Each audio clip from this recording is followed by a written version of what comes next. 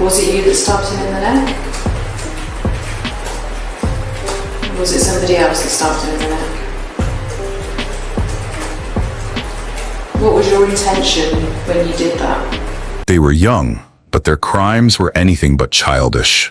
These teenage boys carried out acts so calculated, so ruthless, that they left entire communities frozen in fear.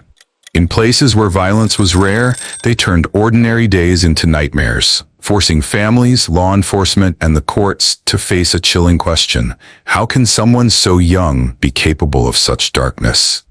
Their names became headlines, their stories became cautionary tales, and their actions sparked fierce debates about punishment, redemption, and whether true evil can exist in a teenager's heart. Today, we're pulling back the curtain on the most dangerous teenage boys who shock the world. Stories so disturbing, you won't believe they really happened. Stay with me, because the truth behind these cases is far more unsettling than fiction. Case 1. That the two of you were in the Strand and that you saw the little boy. We never. Is that the God's honest truth? God's honest truth, I'm telling you that we never. He was too scared. He was probably too scared.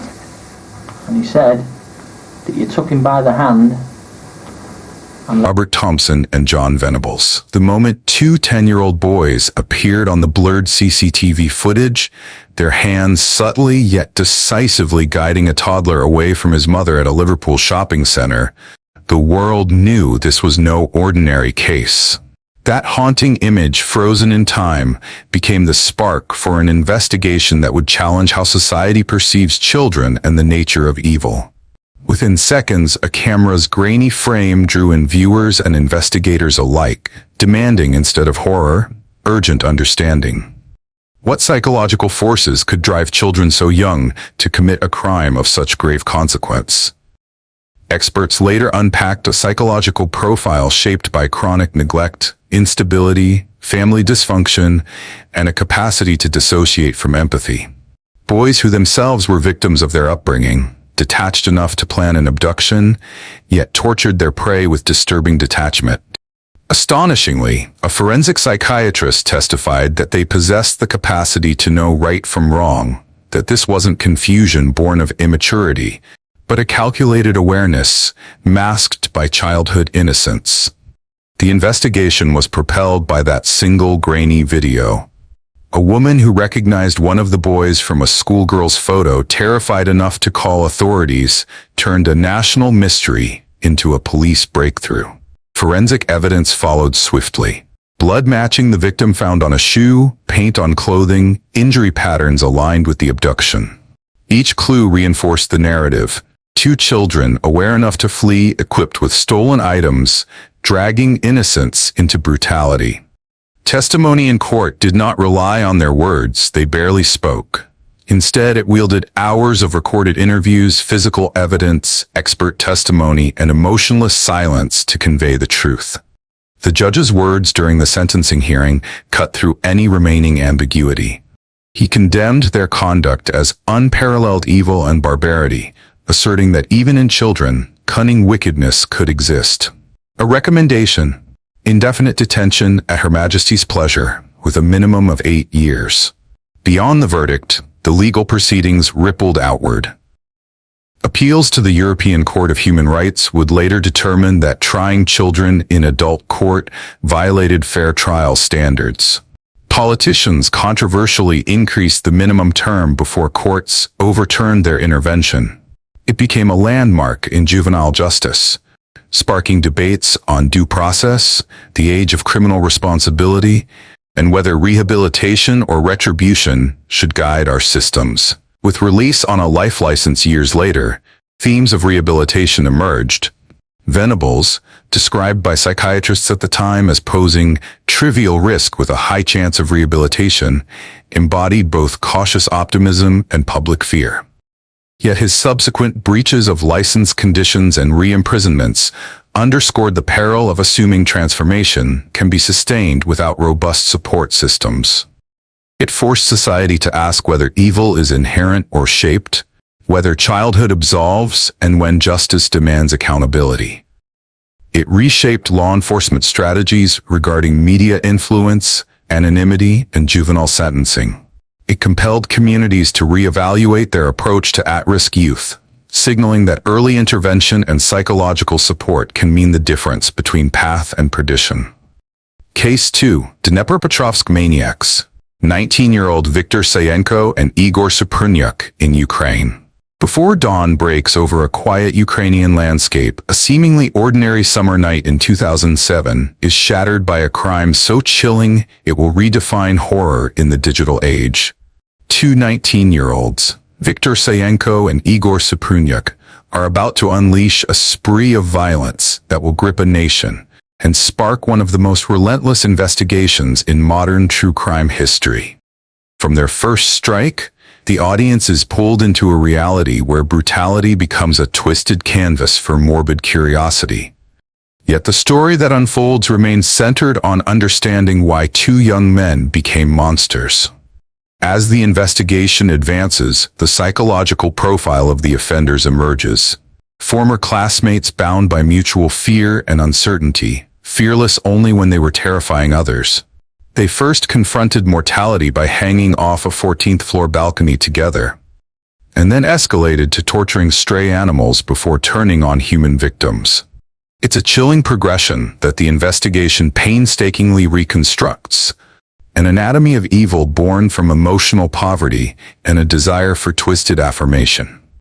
The local law enforcement, stunned by a rash of seemingly random killings across Dnepropetrovsk, finally connects the dots. 21 murders over just weeks, victims chosen seemingly at random, yet tied together by the same blunt instruments and horrific precision. When a survivor aids identifications, sketches lead to pawn shops and revealing cell phones, a breakthrough moment in the investigation that builds toward courtroom drama. There were evidence of animal cruelty, photographs of mutilated animals and symbols scrawled in blood, and a leaked cell phone video that becomes notorious across the web. In court, prosecutors present video evidence, most horrifyingly the murder of Sergei Yatsenko, which shatters any illusion that this is merely sensationalist storytelling. The video is authenticated by forensic experts, and the graphic but carefully handled evidence becomes a turning point during legal proceedings. Trial testimony shifts tension toward human drama. Sayenko's lawyer and father challenges every piece of evidence, questioning video authenticity and alleging procedural mishandlings. The defense casts Sayenko as psychologically dominated by Suprunyuk and claims he was coerced or unfairly influenced. The court battles over whether this was premeditated malice or psychological manipulation, with expert testimony and compelling arguments pushing viewers to the edge of their seats. The court, stripping away pretense, finds Sayenko and Suprunyuk guilty of premeditated murder and sentences both to life imprisonment for their roles in at least 18 or more killings, while Alexander Hanza, charged only with robberies, receives 9 years. The judge's words are haunting. The murders stemmed from morbid self-affirmation and emotional emptiness, a verdict that reverberates far beyond the courtroom. Case 3. Harvey Miguel Robinson. He was only 17 when his violence erupted, and from the very first heartbeat of the tale, the question presses, could a boy shaped by brutality become an unspeakable predator? Born in December 1974 in Allentown, Pennsylvania, Harvey Miguel Robinson's childhood was fractured by the ghost of his father, a man imprisoned for a savage murder. By age 9, Robinson was already crossing paths with the law, his conduct disorder spiraling into alarming behavior. The police investigation into Robinson's crimes unspooled with chilling precision and strategic law enforcement acumen. In August 1992, the murder of Joan Burghardt, a nurse's aide whose apartment screen had been forcefully ripped, ignited the initial probe. Evidence of burglary and extreme violence emerged, yet Robinson, though arrested for another crime, slipped free without being tied to her death. Not long after, a 15-year-old newspaper carrier named Charlotte Schmoyer vanished in June 1993. Her radio headset and bloody marks remained. A search ended in discovery. Schmoyer had been killed in a display of senseless overkill. None of Robinson's victims fit a common profile, suggesting something far more chaotic and unpredictable at work. The randomness added dread to every neighborhood, every knock. Then came Jessica Fortney in July 1993, a grandmother like any other, murdered in the same brutal pattern. 2 other victims survived, a 5-year-old girl, the most vulnerable target imaginable, and Denise Sam Calley, whose courage carried the story forward. Her escape and decision to help police lure Robinson in were pivotal to the case. The psychological profile emerges from these horror-tinged chapters, rooted in a disrupted childhood, early antisocial behavior, and an idolization of a violent father. These elements combined into something lethal. As investigators reconstructed the timeline and motives, DNA and forensic evidence became the unassailable link across multiple scenes. In court, Robinson was convicted of 3 counts of first-degree murder, burglary, rape, and attempted murder. The prosecution's focus in sentencing centered on the so-called future dangerousness, arguing that he posed an ongoing threat. The jury handed down death sentences, but the law was shifting. In the early 2000s, recognition that juveniles could not be executed led to vacated sentences. For Joan Burghart's murder, the death penalty was rescinded and life without parole was imposed. Facing that reality, Robinson struck a deal in the Schmoyer case. He waived appeals in return for life imprisonment. Only the Fortney murder still carried a death sentence, upheld in subsequent state appeals. In April 2024, the Third Circuit affirmed that the jury had been correctly instructed. When a juror asked if life meant parole, the judge's initial speculation was swiftly corrected. There won't be any parole. Life is life. That correction sealed any doubt and upheld the denial of habeas relief. Case 4. Arion Certage, member of hacker group Lapsus, a teenage hacker behind major breaches. The moment the screen lights up with a suspect name, Arion Certage, you sense you're about to witness something extraordinary. A teenage hacker who infiltrated Uber, Nvidia, Revolut, Rockstar Games, and leaked Grand Theft Auto 6 content, all before turning 19. The investigation began with a string of audacious cyber attacks, executed from a suburban hotel room that stunned the tech world and law enforcement alike. Skilled at social engineering, SIM swapping, and exploiting minimal access, he bypassed robust protections with chilling ease. As the narrative descends deeper, we encounter an autistic teen whose life of virtual conquest provided a sense of mastery and acceptance missing in his offline world. Experts describe how, by age 11, he was already seeking hacking methods online. His vulnerability to praise and notoriety morphed into a cyber addiction, fueled by escalating hacks against major corporations. Then, arrested in March and April 2022, along with other Lapsus Dollars members, including a 17-year-old accomplice, he was charged under the UK's Computer Misuse Act, along with counts of fraud and blackmail for attacks on BTEE, Nvidia, Revolut, Uber, and Rockstar Games. Yet psychiatrists ruled him unfit to stand trial due to severe autism, so the jury was tasked not with convicting him of intent, but only whether he had indeed carried out the alleged acts. Against a backdrop of tense courtroom drama, trial testimony played out over 7 weeks. Jurors listened to how, while under police bail and with devices seized, he hacked Uber and Revolut in September 2022, then orchestrated the Rockstar breach, posting stolen GTA V6 content using just an Amazon Fire Stick, a hotel TV, phone, keyboard, and mouse. In August 2023, the jury concluded he had committed 12 offenses across fraud, blackmail, and computer misuse. In the sentencing hearing that followed in December 2023, the judge heard disturbing evidence. While detained, Certage expressed a desire to return to cybercrime and had been violent in custody.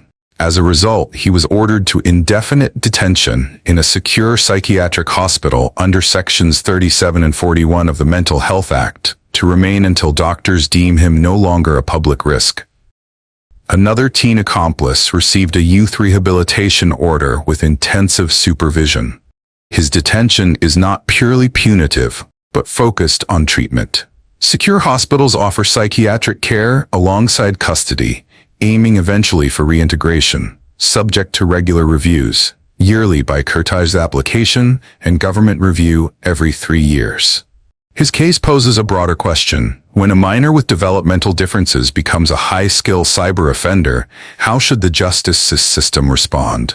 Experts and his defense team argue that society must look beyond punishment and explore how to channel such digital talents toward positive, protected pathways. Case 5. Nehemiah Grigo, 15 years old. It began with a shatter of normalcy in South Valley, New Mexico, one January night in 2013, thrusting a family into tragedy and a community into shock. At just 15, Nehemiah Grigo crossed the threshold of innocence, turning 2 rifles locked away in his parents' closet into instruments of fatal intent. What unfolded next challenged everything known about adolescent offenders, mental health, and the limits of rehabilitation. Through investigation, it was found that Nehemiah shot his mother and 3 younger siblings in their beds, then ambushed his father upon his return from work at a homeless shelter. His plan, police revealed, extended beyond his home. He intended to drive to a populated area and continue the violence until a fatal showdown with authorities. Yet, instead of fleeing, he found himself at his church, repeating a false story that his family had died in a car accident, and an alert church member ultimately summoned police.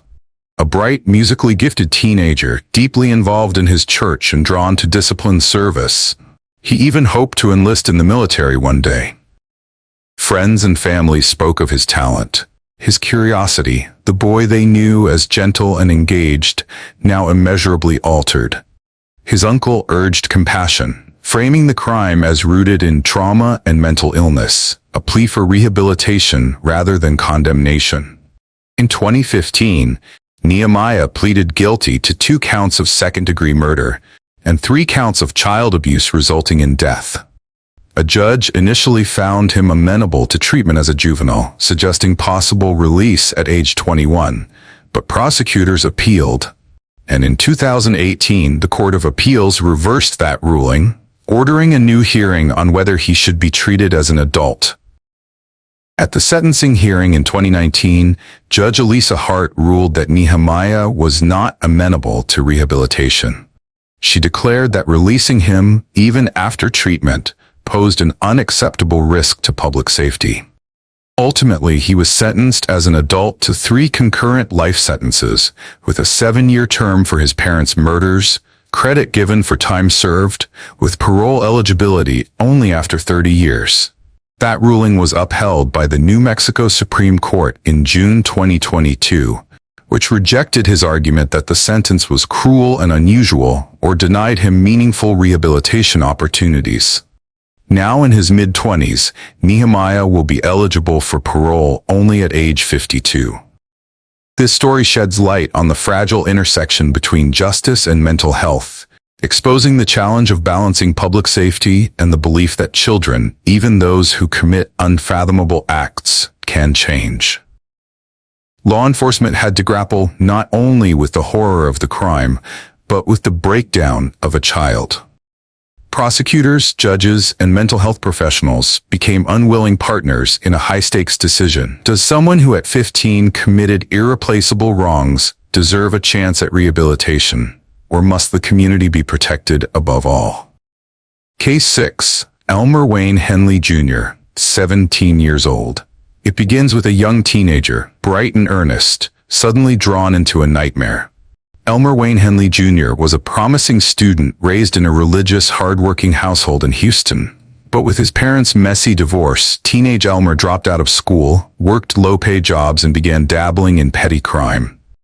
Desperate, he crossed paths with a charismatic stranger, Dean Coral, the so-called Candyman. Coral spun a twisted reality, a white slavery ring. Pay for procuring boys. Initially, Elmer refused, but money for his struggling family proved powerful temptation. Soon he helped lure a boy to Coral, opening the door to horrific crimes that would shatter his life and many others. He'd been groomed and manipulated, gradually pulled deeper by the promise of cash and a sense of belonging, an invitation to a dark brotherhood, As Coral's accomplice, Elmer's role escalated from abduction facilitation to active, chilling participation in torture and murder. He described a grim fascination with stamina, how far victims could endure pain. The dynamic between him and Coral intensified. Coral praised him one moment, goaded him the next, testing loyalty through violence. The psychological pressure was constant, and Henley's resistance steadily eroded. Behavioral experts would later note how mass murderers often draw sexual gratification from inflicted pain. Henley's experience exemplifies this chilling pattern. Henley's internal turmoil reached a breaking point on August 8, 1973. In Coral's Pasadena home, two victims, a male friend and a young woman, were being tortured on a homemade board. One woman in terror pleaded with Henley, "Is this for real? Are you going to do anything about it?" Her trembling question shifted something in him. Gathering courage, Henley grabbed a nearby pistol and shot Coral dead. It was a dramatic act of self-preservation, but also a turning moment. He ended the reign of terror and alerted law enforcement. Law enforcement quickly moved in. Henley, accompanied by two witnesses to the crime, was read his rights. He wanted to get it off his chest and led police to the burial sites. Boat sheds, isolated beaches, and wooded areas, where they uncovered dozens of bodies.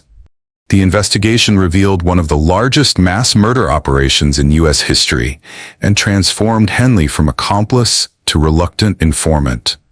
In the courtroom, charged with 6 murders, Elmer's psychological profile and actions weighed heavily. Prosecutors presented a wealth of evidence: his own confession, tools used in the crimes, victims' remains. The defense stressed that Henley had ended the killings, cooperated fully, and helped locate the bodies. The jury largely rejected that narrative. He was convicted and sentenced to 6 consecutive 99-year terms. Later, his conviction was overturned on appeal. He was retried, reconvicted, this time receiving concurrent life sentences. He has repeatedly been denied parole, most recently with a hearing pending in October 2025. Case 7. Kayatano Santos Godino, Petiso Orejudo, 16 years old. Imagine the streets of Buenos Aires, early 20th century. Narrow alleys echoing with trolley bells, children playing in dusty courtyards, and a sense of community yet fragile undercurrents of poverty and immigrant hardship. Into this setting stepped a boy, Kayatano Santos Godino, who, by age 16, had become one of Argentina's most notorious young criminals. Known as El Petiso Orejudo, literally the big-eared shorty, his crimes remain chilling not for graphic shock, but for the dark psychology they reveal, and how the criminal justice system grappled with a juvenile monster whose mind defied easy explanation. Born in Buenos Aires in 1896 to Italian immigrant parents, Kayatano was one of 8 boys. His father, Fiore, an abusive alcoholic who suffered from syphilis, inflicted severe physical and emotional wounds on his children. His upbringing was marked by neglect and brutality, factors later cited in medical reports as breeding a dangerous void in Kayatano's capacity for empathy. From a disturbingly young age, he began killing cats and birds and experimenting with fire, early markers of violent and pyromaniac tendencies. The investigation into his crimes reveals a disturbing escalation. At age 7, Kayatano lured toddler Miguel de Paoli into a vacant lot, beating him and throwing him onto thorns. The incident was interrupted by a police officer, and both children were returned home. A year later, he struck again, this time attacking an 18-month-old girl, Anna Neri, with a stone. Again rescued, again released because of his age. Then came the first murder. In 1906, at just 9 years old, he took a 3-year-old girl, Maria Rosa Face, to a deserted area and buried her alive. The body was never recovered, and the crime went unnoticed until he confessed years later. Official records show a disappearance report from March 29, 1906, that was never resolved. A brief stint in juvenile detention followed, ordered by his own father, yet it had no rehabilitative effect.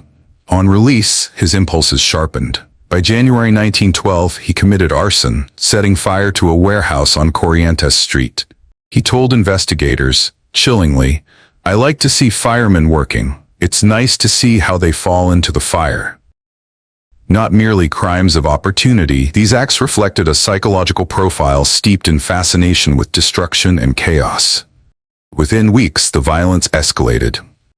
Arturo Larora, a 13-year-old boy, was found strangled and semi-nude on March 26, some sources say January. His body discovered in an abandoned house, a cord around his neck. Then, on March 7th, a 5-year-old girl, Raina Vanikov, had her dress set on fire and succumbed to her burns 16 days later.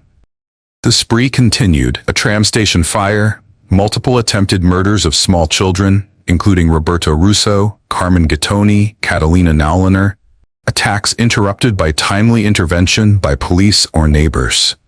But the crime that sealed his fate came December 3, 1912.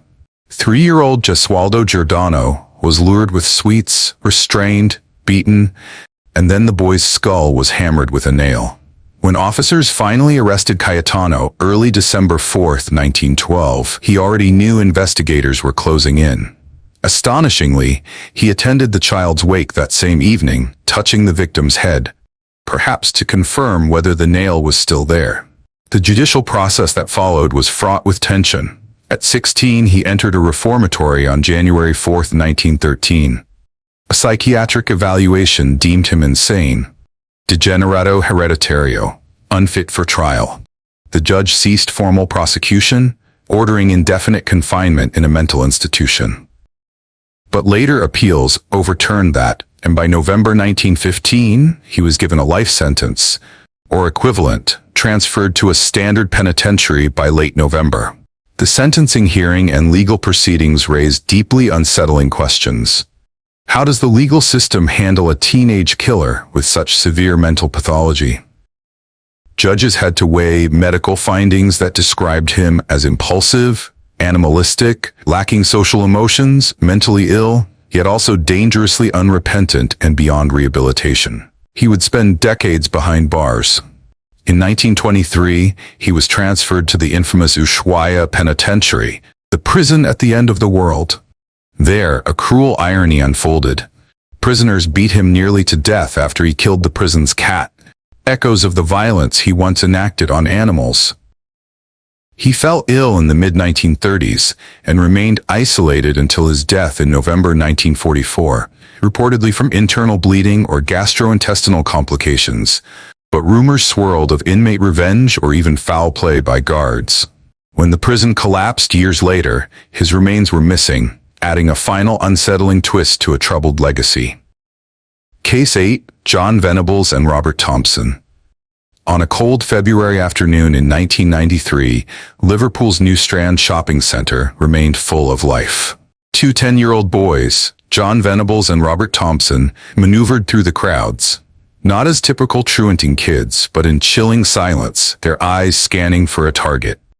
In that crowded space, a 2-year-old toddler named James Bulger was led away, unseen by passers-by, and into a tragedy that would ignite a societal reckoning. One centered on legal proceedings, psychological profile, investigation, and public safety lessons. As the cold case unfolded, CCTV footage revealed the boys abducting James before leading him on a journey through the city. Shock gripped the nation when James's body was discovered beside a railway track 2 days later. The brutality of the act made headlines not only for its unspeakable horror, but because the perpetrators were children. From a criminal justice perspective, the trial raised fundamental questions. Can a 10-year-old be held fully responsible? In England, the age of criminal responsibility begins at 10, and both boys were tried in adult court, with 2 psychiatrists affirming they understood right from wrong. A crucial element that tipped criminal proceedings forward. At the sentencing hearing, Mr. Justice Michael Moreland delivered an indefinite detention at Her Majesty's pleasure, recommending a minimum of 8 years. He also lifted anonymity orders before new identities were later granted, a reflection of balancing open justice with safety concerns. The investigation and courtroom drama shed light on the psychological underpinnings of such an extreme act.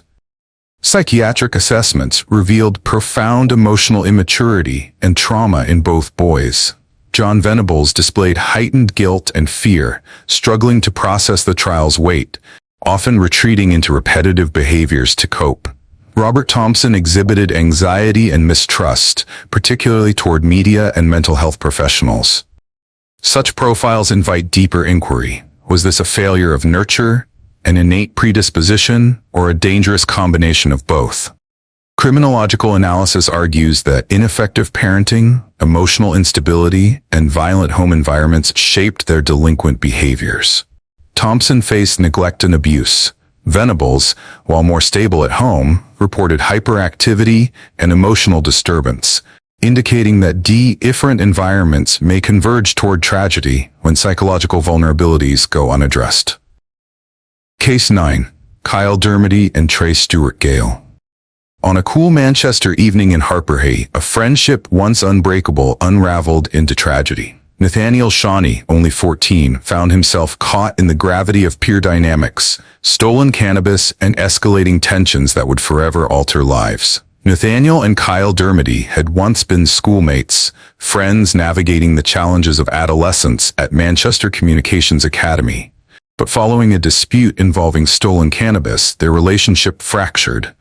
Anger and wounded pride quietly brewing beneath the surface. Meanwhile, only weeks before the fatal incident, 13-year-old Trey Stewart Gale became entangled in the same string of conflict, accused of stealing cannabis from someone close to Nathaniel.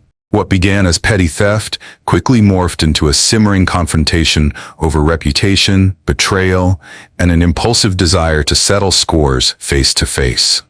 On the 15th of September 2023, in a concealed alley off Tavistock Square, the tension erupted. Nathaniel saw Kyle and Trey and, feeling disrespected, launched the confrontation. Dermody, armed with a knife, and Stewart Gale, holding a screwdriver, faced off with someone who had once been a friend. In that charged moment, Trey urged, "Do it." The knife was drawn. Nathaniel was stabbed in the neck and pronounced dead at 7:08 p.m. Within the courtroom, the investigation and legal proceedings revealed deep psychological and social layers.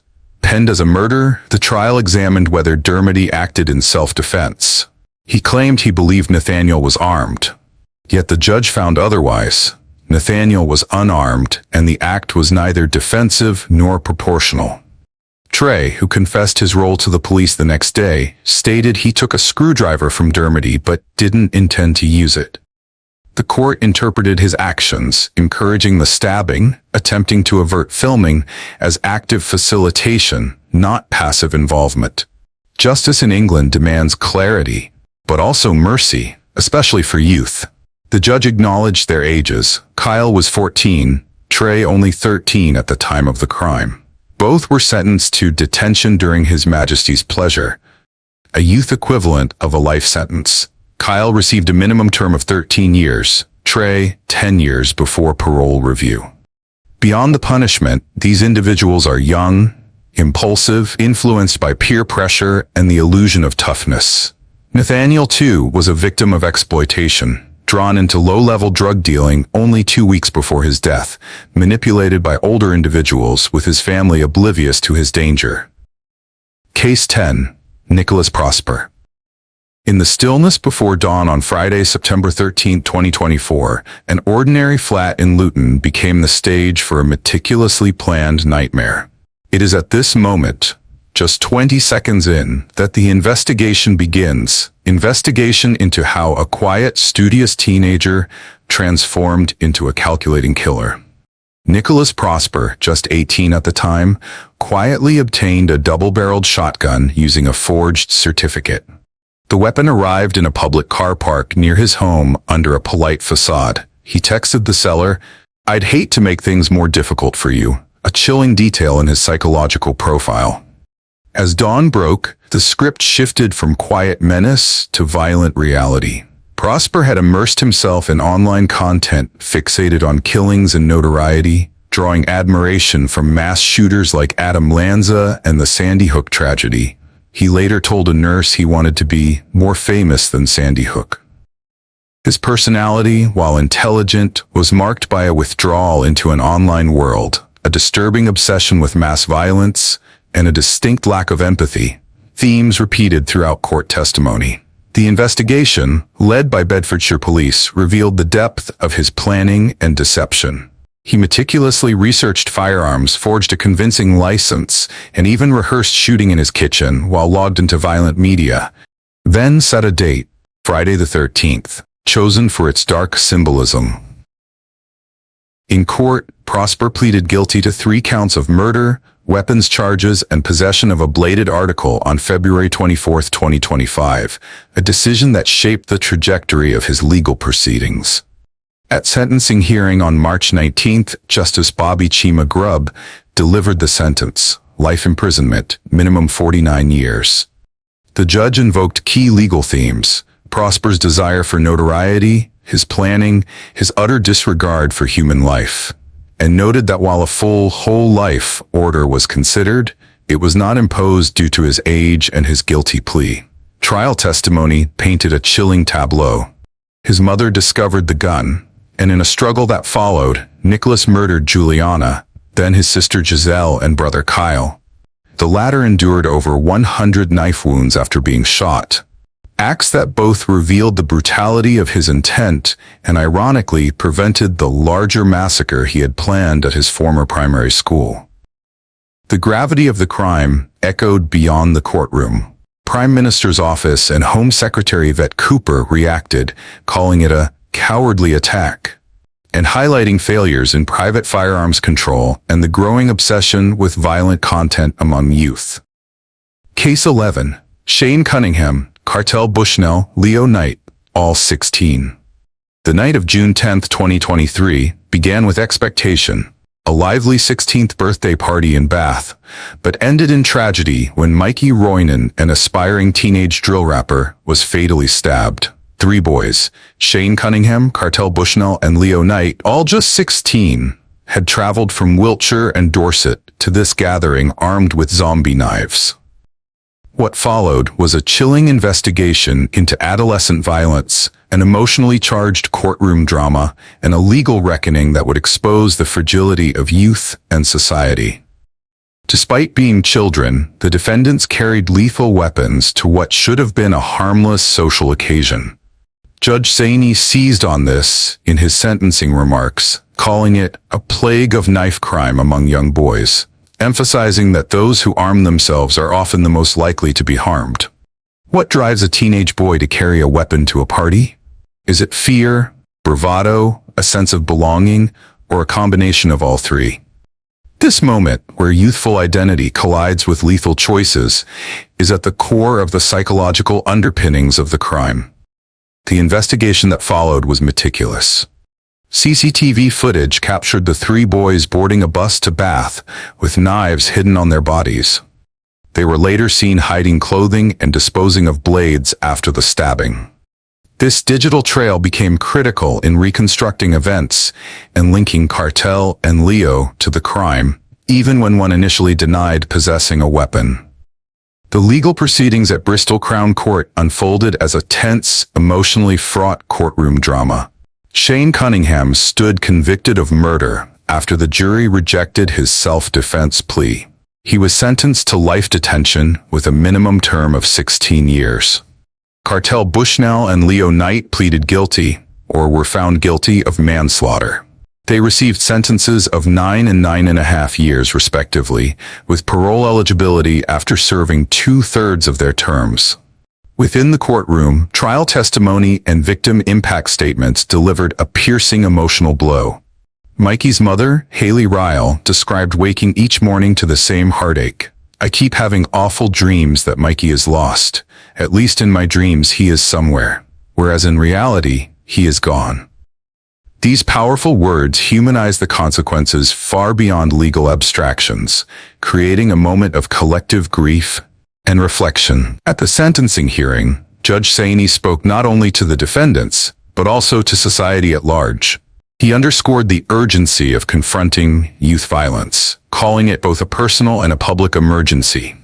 The judge acknowledged their youth, maturity levels, and rehabilitation potential, while still delivering stern penalties appropriate to the crime. Case 12. Teenage Machite Murderers. On a chilly afternoon in southeast London, January 7, 2025, a schoolboy named Kellyan Bokassa boarded the Route 472 bus in Woolwich, an aspiring drill rapper and Arsenal fan carrying the weight of growing concerns about his safety. The CCTV footage paints a haunting psychological snapshot. Kellyan, already cautious, looked around before settling into a seat at the back of the top deck, giving every impression that he was concerned for his safety. Moments later, two teenagers, aged 15 and 16, boarded and, with chilling calm, approached him armed with machetes. Without a word, they launched a violent, premeditated assault that lasted just 14 seconds but inflicted 27 stab wounds. The sheer precision and composure, smiling as they stabbed, suggest a disturbing detachment, a void of empathy hard to penetrate. Young perpetrators who appear desensitized to violence, their demeanor indicating profound trauma or exploitation. Judge Lucraft described one as a victim of child criminal exploitation, with a history of trauma, while the other suffered from undiagnosed developmental needs, both pointing to neglected psychological wounds festering beneath the surface. In the courtroom, the calculated nature of the crime, two youth stalking a vulnerable peer on a public bus, unfolded as a stark illustration of fractured youth, where fear, control, and social disconnection collide. As Kellyan fell forward, injured in the leg by a severed femoral artery, he stumbled toward the stairs, urging, "Take me to my mom. I want my mom," before collapsing in front of horrified passengers. The abrupt senselessness and tragic humanity of that moment, one child reaching for comfort in his final seconds, imbues the narrative with heart-wrenching emotional resonance. The pair pleaded guilty to murder and possession of a blade. At the Old Bailey, Judge Lucraft condemned the attack as a senseless loss that no sentence can ever truly reflect. He imposed life sentences with minimum terms of 15 years and 10 months before eligibility for parole, stressing the gravity of youth violence and the urgent need for systemic prevention. This case opens a doorway into broader criminal justice questions. How is psychological trauma, rooted in exploitation, neglect, or developmental disorders, addressed within prosecution and sentencing? Rehabilitation and mental health interventions for young offenders are rarely discussed in headlines, yet they are essential to breaking cycles of violence. If these stories made you think twice, if they gripped you, shocked you, or left you craving to know what lies beneath the surface, hit that subscribe button now and join the Mindframe True Crimes family. Every week, we dive deeper into the hidden corridors of the human mind, unraveling the truths behind the headlines and the secrets even courtrooms can't fully reveal.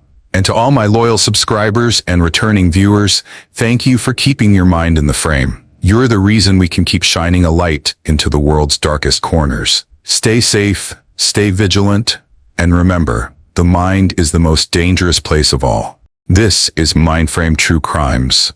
Until next time.